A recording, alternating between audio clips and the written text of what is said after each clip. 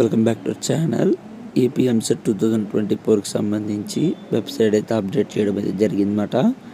Final phase సంబంధించి మళ్ళీ registration చేసుకోవాలా? ఆల్రెడీ ఫస్ట్ ఫేజ్లో రిజిస్ట్రేషన్ చేసుకున్నాం కదా, మళ్ళీ రిజిస్ట్రేషన్ చేయాలా, పేమెంట్ చేయాలా అని చాలామంది అయితే నేను కామెంట్ కూడా చేశారన్నమాట.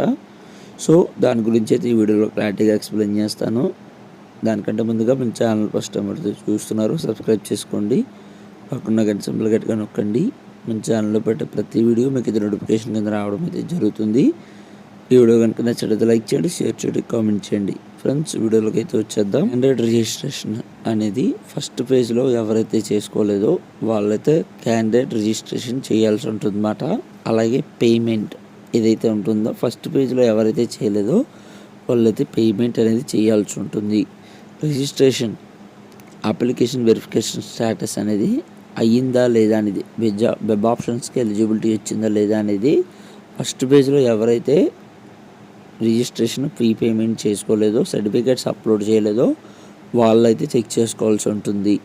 మిగతా వాళ్ళు ఎవ్వరు రిజిస్ట్రేషన్ చేసుకోక్కర్లేదు, పేమెంట్ పే చేయాల్సిన అవసరం అయితే లేదు. సర్టిఫికేట్ వెరిఫికేషన్ స్టేటస్ ఎలిజిబిలిటీ వస్తుందా లేదా చెక్ చేసుకునే అవసరం అయితే లేదు. డైరెక్ట్గా రేపు వెబ్ ఆప్షన్స్ అనేది ఎనేబుల్ చేస్తారు.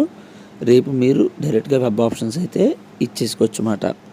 సో ఇటువంటి డౌట్స్ ఏవైనా ఉన్నా సరే మన ఛానల్లో వీడియోస్ అయితే చేయడం అయితే జరిగిందన్నమాట. సెకండ్ ఫేజ్ కౌన్సిలింగ్ డౌట్స్ అని చెప్పి మీకైతే ఆల్రెడీ ప్లేలిస్ట్లో కూడా అవైలబుల్గా ఉంది. ఏపీ ఎంసెట్ 2024 అని క్లిక్ చేసినట్లయితే మీకైతే మన ఛానల్లో ప్లేలిస్ట్లు అయితే రావడం అయితే జరుగుతాయి. అందులో ఏపీ ఎంసెట్ 2024కి సంబంధించి చివరికి వెళ్తున్నట్లయితే కనుక మన ఛానల్లో ఎంపీసీ సంబంధించి ర్యాంక్స్, అలాగే సెకండ్ ఫేజ్ కౌన్సిలింగ్ డౌట్స్ ఏవైతే ఉన్నాయో ఎవరైతే ఆలకించలేదో ఆ వీడియోలో ఎక్స్ప్లెయిన్ చేశాను.